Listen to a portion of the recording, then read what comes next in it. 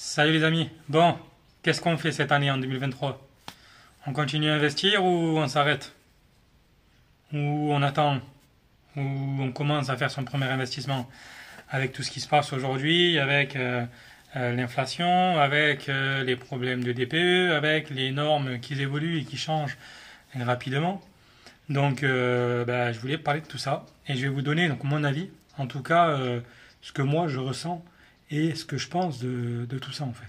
Voilà, parce que je vois qu'il y en a qui finalement attendent d'investir et qui finalement s'arrêtent. D'autres qui se disent oh ben non, finalement je m'arrête ou limite je commence pas, je vais partir sur des produits du type crowdfunding, du type crypto-monnaie, investir en bourse, tu vois. Donc on va parler de tout ça. Alors, qu'est-ce qui se passe cette année? 2023, c'est pas une année comme les autres. C'est en 3 ans d'investissement, ça a beaucoup évolué. Moi, je le vois en tout cas, et c'est vrai qu'il faut, comme d'habitude, je le dis souvent sur ma chaîne, il faut s'adapter. D'accord? On sait qu'aujourd'hui, on a eu une perte de capacité, en tout cas d'emprunt, d'accord?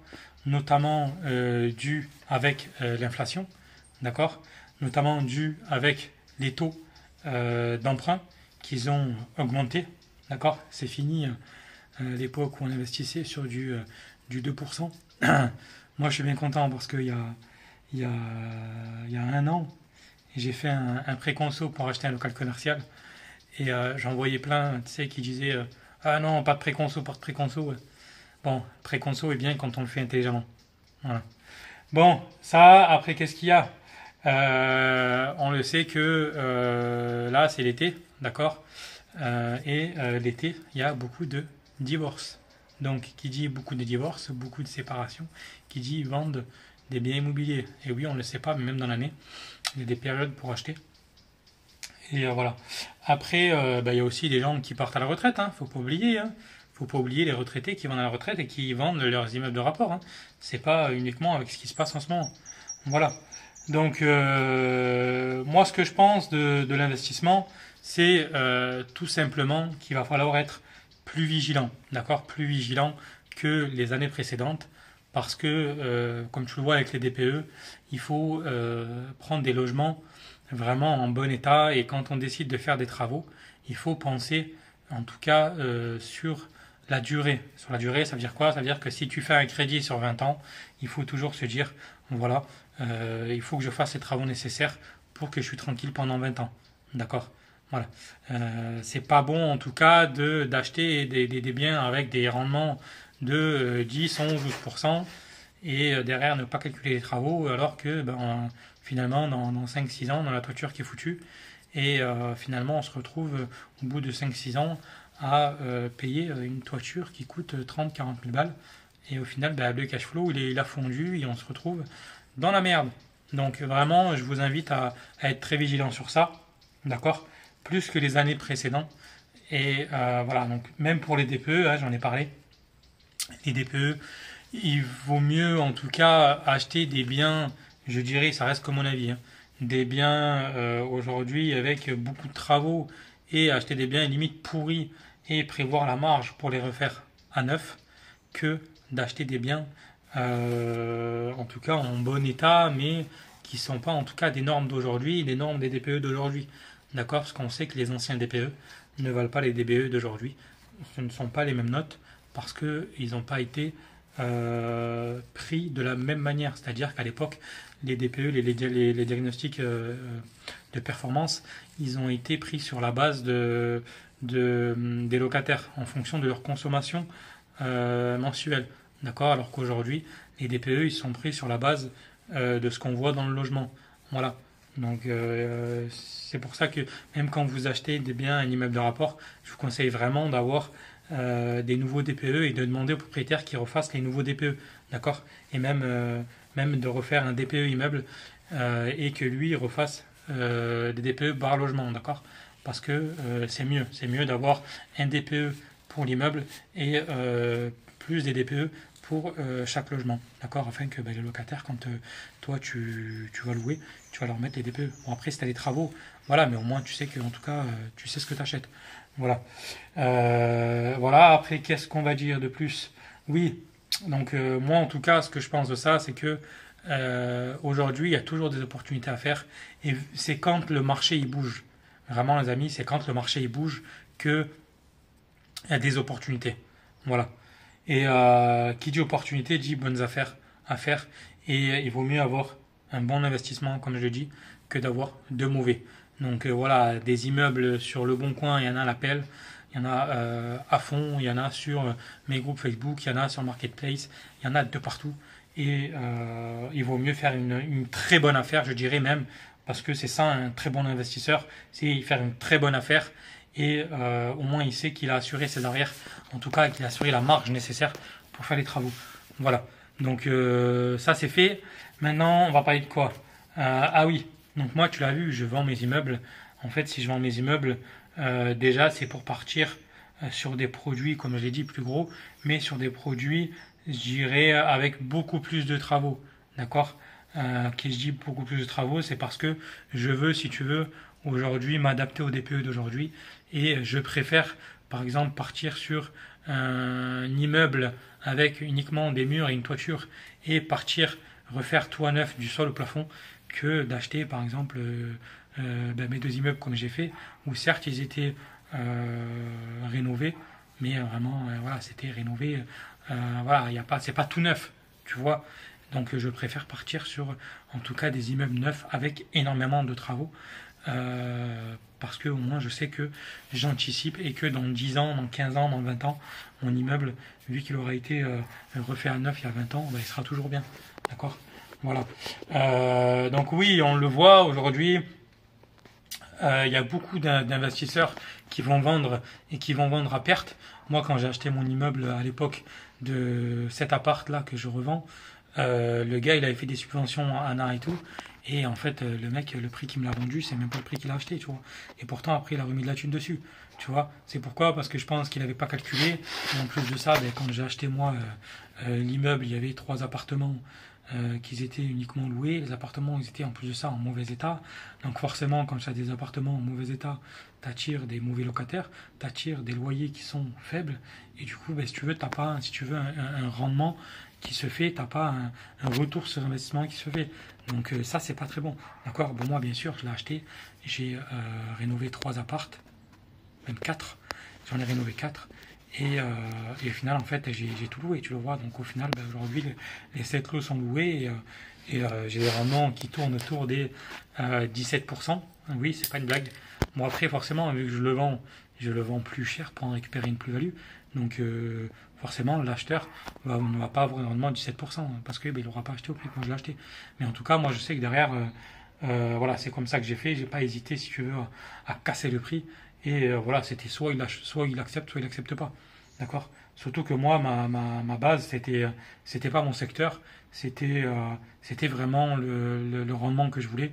Et s'il fallait investir à 2-3 heures de route, en fait, je m'en foutais parce que je savais que derrière, j'avais suffisamment de cash flow pour, si tu veux, absorber en tout cas toutes les pertes et tous les problèmes que j'ai eu, comme tu l'as vu là, le locataire qui m'a cassé le four, les machins, etc.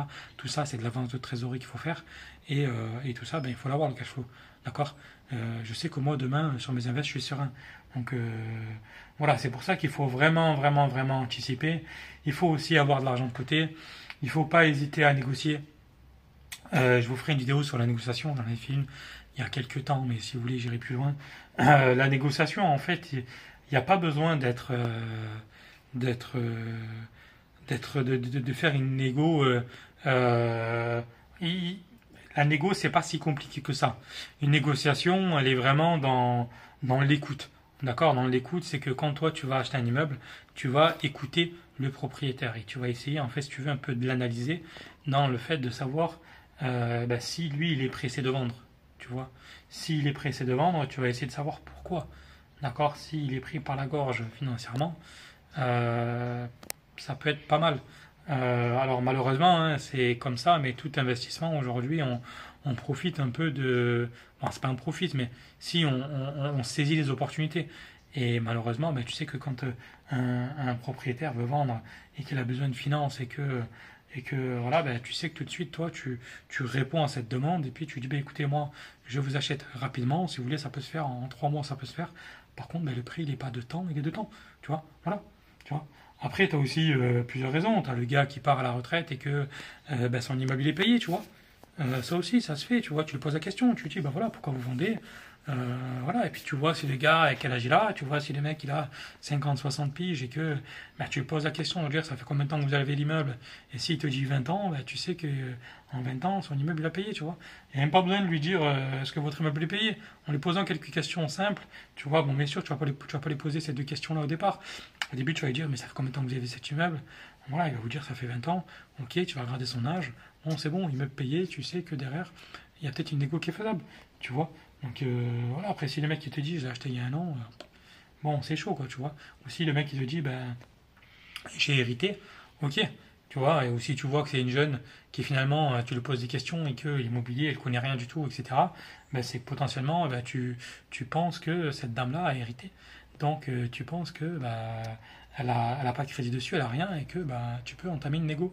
Tu vois, il y a plein de petites techniques comme ça qui permettent de savoir s'il y a une négo possible, tu vois.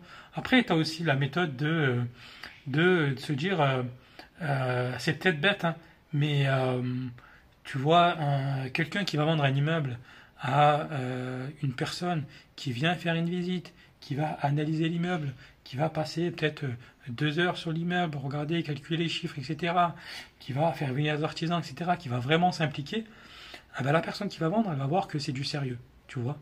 Et en termes d'engagement, ben, elle aura tendance, si tu veux, à favoriser des gens comme ça, d'accord. Et surtout, ben, elle sera prêt à négocier, d'accord.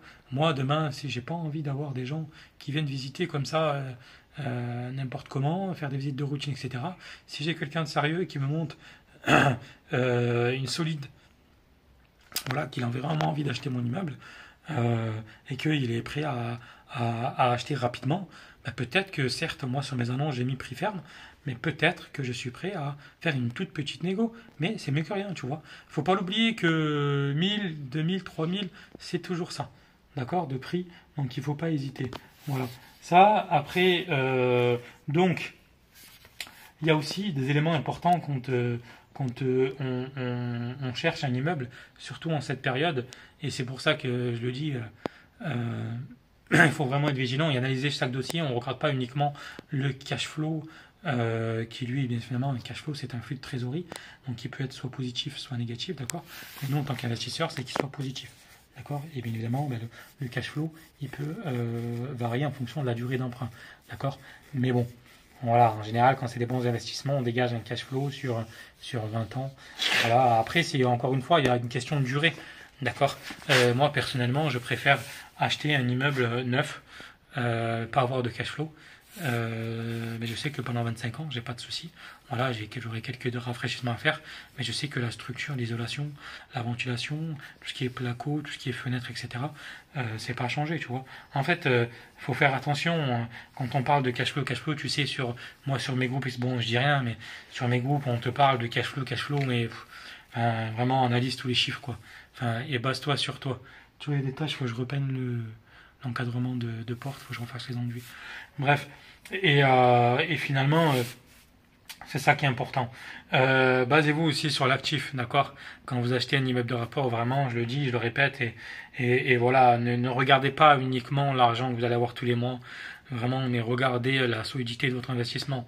C'est-à-dire que, voilà, il faut que votre investissement, demain vous l'achetez 200, par exemple, il faut que dans 20 ans, il en vaut toujours 200. Voilà, et derrière, bien évidemment, si vous prenez 2% par an d'évolution du marché, eh ben, donc 2% par an sur 20 ans, ça fait 40%. D'accord. Donc tu sais que ton bien, tu l'as acheté par exemple 200, eh ben, tu sais qu'au bout de 20 ans, il en vaut 240. Donc à la fois, tu auras remboursé ton crédit et à la fois, tu auras récupéré 40 000 en plus de trésor. Et en plus de ça, ben, si tu as du cash flow pendant 20 ans, c'est le top. Voilà, et puis bien évidemment, ben, si tu l'as acheté 200 et que tu as fait les travaux, donc certes, tu auras profité de ton bien qui est payé, tu auras pris 2% par an, ça fait 240, et plus ben, tu auras ajouté de la valo parce que tu auras fait les travaux, ben, peut-être que ton immeuble tu le vendras 300. Donc au final, ben, quand tu y réfléchis, tu l'as acheté 200, tu sais que point de départ tu peux le revendre des 100, tu as pris 40, ça fait 240, tu as fait les travaux, tu vends 300. Donc derrière, tu vas vendre 300 et en plus de ça, tu as remboursé du crédit. Donc ben, c'est le top. Pour moi, c'est un bon investissement parce que tu as, si tu veux, tu as tout. Tu as derrière l'actif, tu as la valo, tu as le remboursement du capital et tu as derrière ben, la plus-value. Et ben, évidemment, tu rajoutes le cash flow que tu récupères tous les mois. Donc ça, pour moi, c'est très intelligent et c'est de cette manière-là qu'il faut le faire. C'est pour ça que je dis, il ne faut pas regarder uniquement le flux positif et regarder ces ensembles-là. Alors après, il y avait un autre point aussi qui me, qui me déplaisait. Ah oui, vraiment les amis, tu vois, je l'ai vu ça, bon, je le vois souvent.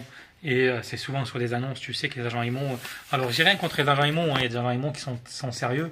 Tu vois, l'agent IMO à qui j'ai failli acheter ben là, l'immeuble pour du marchand. Vraiment, le gars très pro. Je parle pas de l'immeuble de Dilo que j'ai visité où c'était un plateau et en fait il avait mis l'immeuble de Dilo sur l'annonce. Hein. Moi, je te parle du dernier là que je suis allé visiter quand j'ai pris un peu de repos.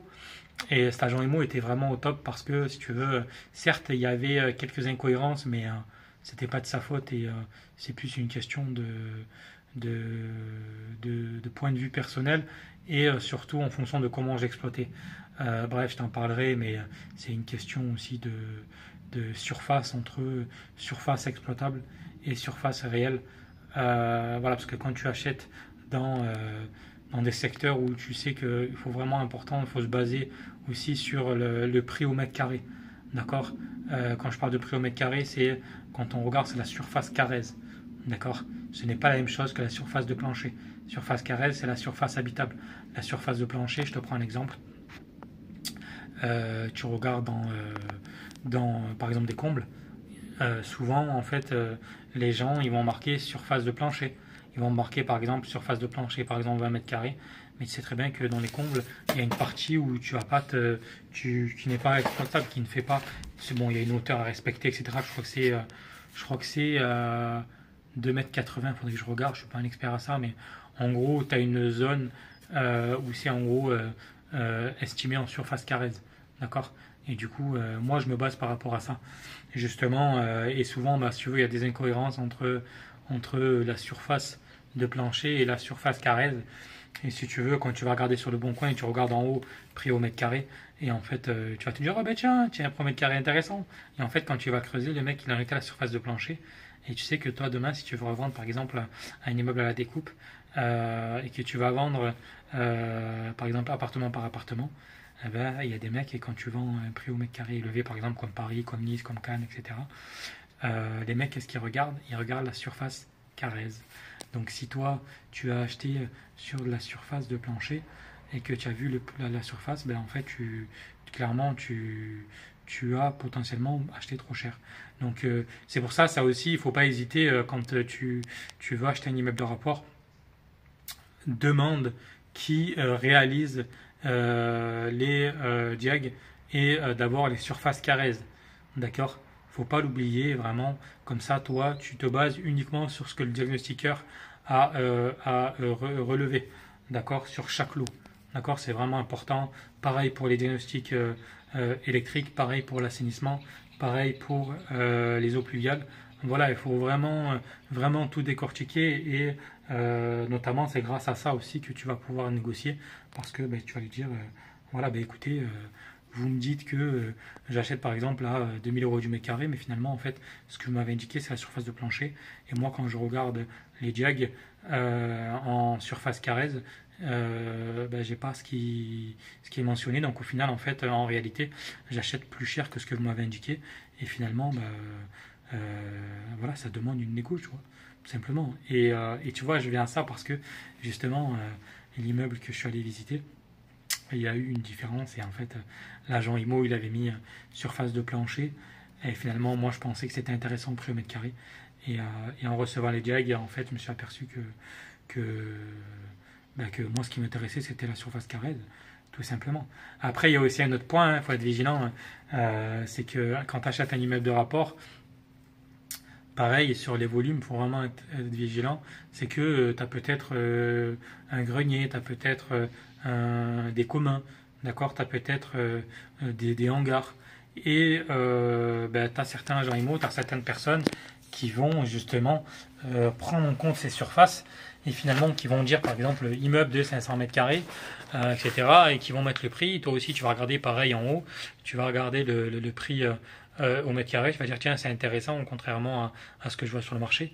Et en fait quand tu lui poses la question etc il va te dire ah mais non mais en fait dans la surface j'ai pris en compte aussi les communs, j'ai pris en compte les hangars, j'ai pris en compte les couloirs et etc. Bref.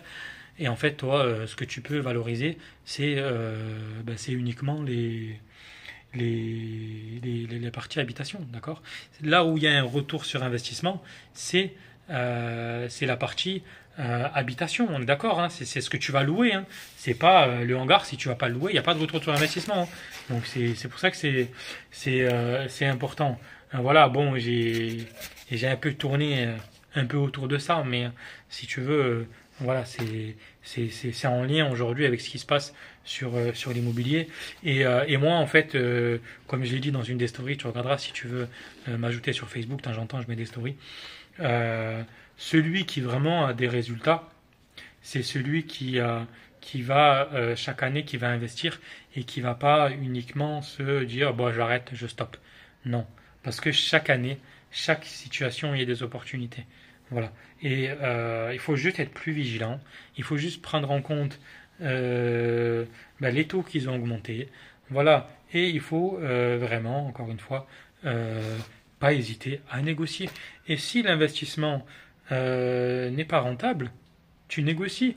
Si il veut pas, tu cherches d'autres projets. Et tant que tu vas chercher, tu vas faire des offres, tu vas chercher des offres, tu vas tomber sur le produit qu'il faut, c'est tout. Moi, mon immeuble, si je te le dis, tu vas pas me croire. Mon immeuble de cet appart, le premier immeuble, en fait, je l'ai payé 50% moins cher que ce qui est affiché sur le Bon Coin. Oui, oui. Parce que j'ai fait une grosse négo. Et en fait, je me suis basé, encore une fois, quand j'ai, je me suis mis à chercher un premier immeuble de rapport. Tu sais que moi, j'avais pas de connaissances il y a 3 ans. D'ailleurs, peut-être que toi, tu n'as pas de connaissances dans l'investissement. Et du coup, t'as pas envie de te retrouver bloqué. D'accord. Et du coup, mais tu as quand même envie de faire un investissement.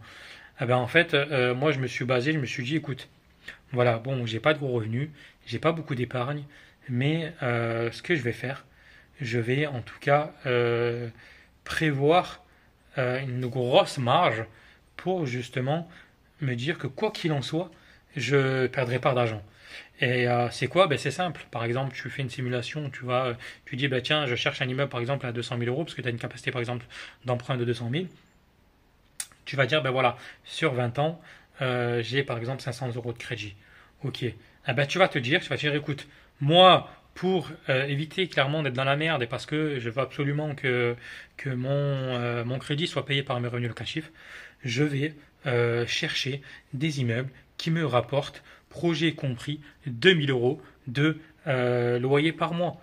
Et comme ça, au moins, si demain j'ai un ou deux appartes, je sais que le delta, la différence entre les loyers que je perçois et le crédit que j'ai, je sais que mon crédit sera toujours payé. Et là, en fait, tu prévois tellement un rendement élevé que tu sais que quoi qu'il en soit, t'as rien à perdre. Voilà. Et c'est de là que tu vas en fait négocier. Et moi, c'est comme ça que j'ai fait sur mon premier immeuble. Il était affiché à un prix. J'ai dit non, mais moi ça, le risque est trop élevé. Donc, je fais une négo. Et en fait, j'ai simplement dit, ben voilà, moi ça m'intéresse, ça, j'en propose tant. Et là, il m'a dit, ben écoutez, je réfléchis. Et quand déjà il m'a dit ça, je me suis dit, c'est bon, c'est un gros coup à faire. Bref, moi je vais pas te raconter l'histoire. J'ai fait une propos, j'ai partagé les tarifs parce que là je le vends 330 l'immeuble. Mais bref, je suis allé voir mon comptable qui m'a dit achète-le, etc. tout de suite et tout. Et finalement, en fait, quand je l'ai rappelé, il m'a dit j'ai une offre. Il avait une offre 20% au-dessus de ce que je lui avais proposé. Et en fait, le gars, et au final, il n'a jamais eu son crédit. Et 2 ans après, ou 2 ans, ou un an et demi après, il a remis sur le bon coin. Et moi, tout de suite, je l'ai revu. Et là, finalement, paf, je l'ai acheté. Je suis allé, le jour même, je l'ai acheté. Et finalement, ben voilà, 3 ans après, mon immeuble, je suis très content de l'avoir acheté, tu vois. Mais voilà, en tout cas, comment moi j'ai fait pour faire le premier pas dans l'immobilier et pour être sûr que je ne perdais pas d'argent. Alors, bien évidemment, hein, le, le crédit, hein, il ne dépend pas uniquement du bien. Hein. Comme je l'ai dit, il dépend aussi de la durée d'emprunt. Il va dépendre aussi de l'apport que vous allez mettre. Mais vraiment, encore une fois, l'apport, il faut vraiment faire attention. Il faut toujours garder du cash de côté. Voilà, si par exemple vous avez par exemple un projet par exemple à 200 000, c'est important d'avoir au moins 20 000 euros de côté. Voilà, on prévoit au moins 10%. C'est pour moi la base. Et encore une fois, ça dépend encore une fois de l'investissement. Ça dépend de si vous prenez un immeuble qui est refait en très bon état où il n'y a aucun travaux à faire pendant 20 ans. Bon, vous pouvez avoir 15 000 de côté, ça peut le faire. Mais si vous avez un immeuble, vous savez que vous avez une toiture à faire dans 5-6 ans, bah, faites attention, c'est chaud d'avoir que 20 000 de côté, quoi. Donc voilà, et en plus de l'apport, hein, c'est-à-dire que si par exemple tu cherches un investissement à 200 000, tu sais que la banque, elles vont demander en général 10%, donc 10% c'est 20 000, donc au final, bah, il te faut 40 000 de côté pour retrouver un financement à 200 000. Pourquoi? Bah, parce que tu vas mettre 20 000 d'apport sur le projet et il va te rester 20 000 de côté. Voilà, alors après, bien sûr, hein, tu as des banques qui financent sans apport, pas de problème. Mais voilà, il faut nuancer. En tout cas, il faut vraiment. Chaque projet est différent. Il faut l'analyser différemment. Voilà. Et après, tu jauges, tu fais tes paramètres en fonction de l'apport si tu mets plus d'efforts, en fonction de la durée d'emprunt, combien tu mets, en fonction de ton risque aussi. Voilà, de ton appréciation au risque. Hein. Tu sais que investir dans une zone rurale, ça reste quand même euh, on va dire risqué. Quand je parle de risqué, c'est que bah, t'as pas forcément des locataires qui, euh, qui ont des gros revenus, tu vois. Donc tu peux avoir un risque. Mais encore une fois, c'est comme ça. L'immobilier, ça reste de l'entrepreneuriat. C'est pas ce qu'on te vend sur les réseaux. Oui, on peut avoir des gros résultats avec l'immobilier. Oui, on peut vraiment faire bien sa vie avec l'immobilier. Oui, l'immobilier peut changer clairement ta vie, je te le dis, hein, parce que moi j'ai pour objectif qu'elle change ma vie. Et aujourd'hui, bon, je vais pas dire qu'elle a changé ma vie, mais déjà c'est un premier pas que j'ai fait qui est déjà bien. Et je sais que l'immobilier, ça changera ma vie. Parce que quand je vois les revenus que je peux avoir et l'évolution de ce que je peux avoir, si je compare ce que je peux avoir dans, dans un système qui est où ben, tu travailles et que c'est pas des revenus passifs, que c'est pas des revenus récurrents, eh ben, forcément que, que moi j'investis dans l'immobilier. Mais à l'inverse, il faut être très vigilant. Voilà. Et surtout, il faut aussi se former. Et ça passe aussi par l'action. C'est malheureux, mais c'est comme ça. Et c'est des petits pas qui font évoluer. Moi, regarde mes immeubles. J'ai acheté mes premiers immeubles et aujourd'hui, ben, j'ai fait un pas. J'ai fait un pas parce que j'ai envie d'avancer sur des plus gros projets. Et toi, c'est comme ça qu'il faut faire, c'est faire un pas. Voilà, si tu ne te sens pas d'acheter des immeubles de rapport, commence par des plus petits projets. Et une fois que tu auras fait le premier pas, tu vas te former sur des petits points. Et après, tu seras apte à acheter des immeubles parce que tu auras des mini connaissances acquises. Et faites attention, encore une fois, de ne pas vous faire avoir avec ces coachs en carton là, ces mecs qui racontent des fois n'importe quoi. Voilà, bon, j'ai pas la prétention de tout savoir. Hein. Moi, je suis un investisseur qui, pour moi, voilà, je suis un gars normal, classique. Mais voilà, faites attention, les gars, parce que ces mecs-là, je suis désolé, mais pour moi, il y en a pas un qui est clean dans tout ça. Et tu sais, tu peux pas tout faire. Tu peux pas être sur Instagram, tu peux pas être sur le terrain, tu peux pas être sur YouTube, tu peux pas. Voilà, il y a un moment donné, faut être cohérent. Et quand je vois des mecs qui proposent des accompagnements à 10 000 balles à 30 personnes, mais excuse-moi, mais je vois pas comment tu vas pouvoir accompagner euh, professionnellement et de qualité 30 personnes dans l'année. D'accord? Je suis désolé, mais il n'y a pas besoin de faire des analyses, etc. Il faut juste être cohérent par rapport à ce que tu fais. Et pour moi, c'est impossible. Et voilà, après, encore une fois, hein, c'est pas pour les critiquer ou autre. Moi, j'ai rien contre la vente de formation, mais voilà, j'ai eu des échos, j'ai eu des retours sur certains coachs, et franchement, ça fait, et je me dis, ça fait peur. Donc, soyez vraiment vigilants, les gars. Gardez votre argent pour de l'apport. Gardez votre oseille pour voyager, pour profiter avec votre famille. Mais en toute franchise, ne donnez pas votre argent à des mecs qui vous vendent de la flûte. Allez sur des chaînes YouTube comme sur la mienne où je partage simplement des conseils. Allez sur la chaîne YouTube de Vendeur de Vérité où il fait du contenu de qualité.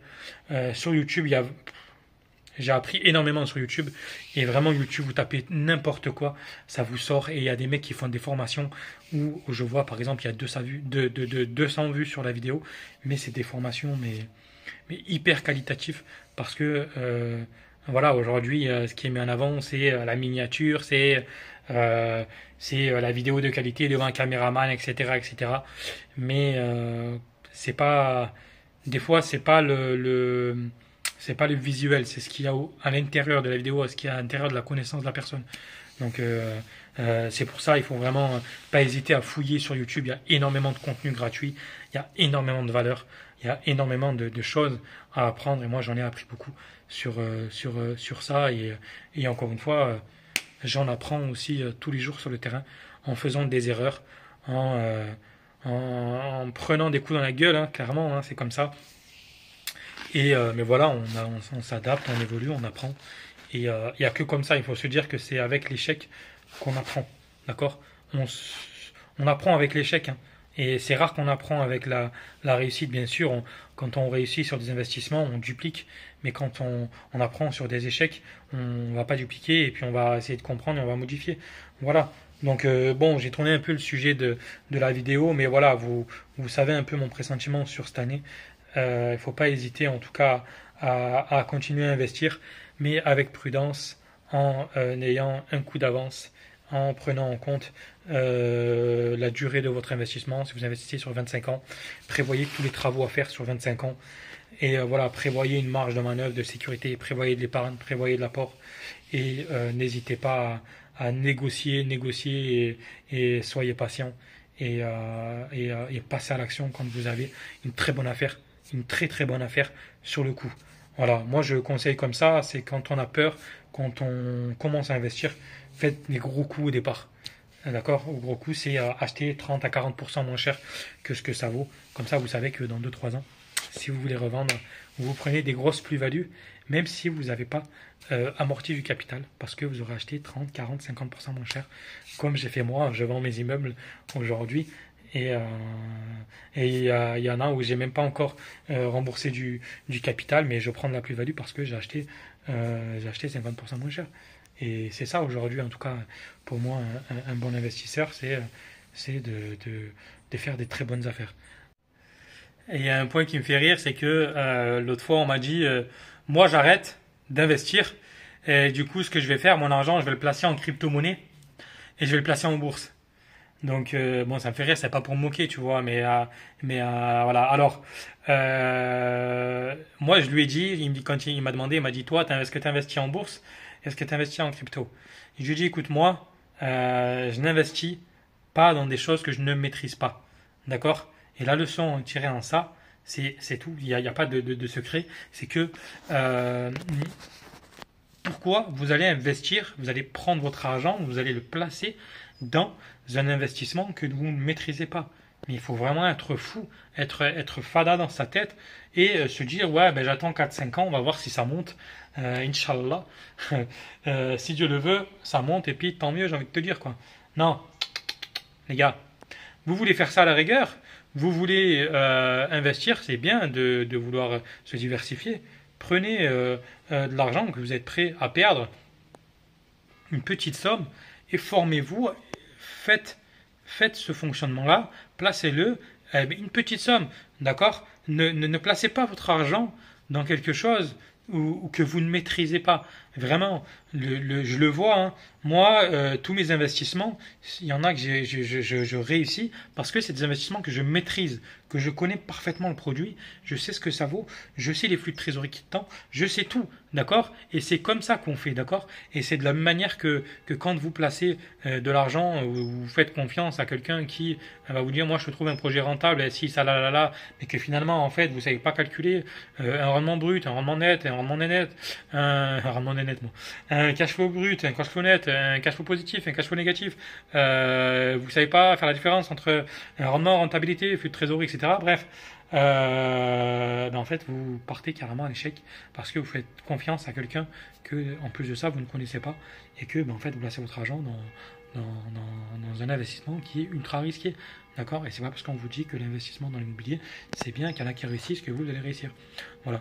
Donc, il vaut mieux à la rigueur mettre l'argent de côté et ne pas le toucher que de le placer dans quelque chose où en fait, vous allez le perdre, en fait.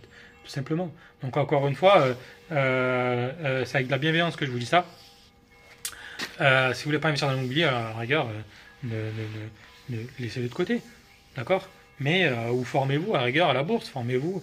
Voilà, placez-le à la rigueur si vous avez même des connaissances dans l'immobilier mais que vous ne voulez pas investir.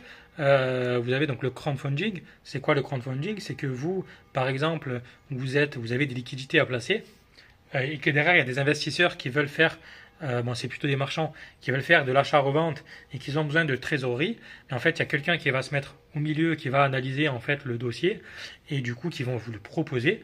Et du coup en fait vous allez avoir carrément un détail du projet dans lequel vous voulez placer votre argent.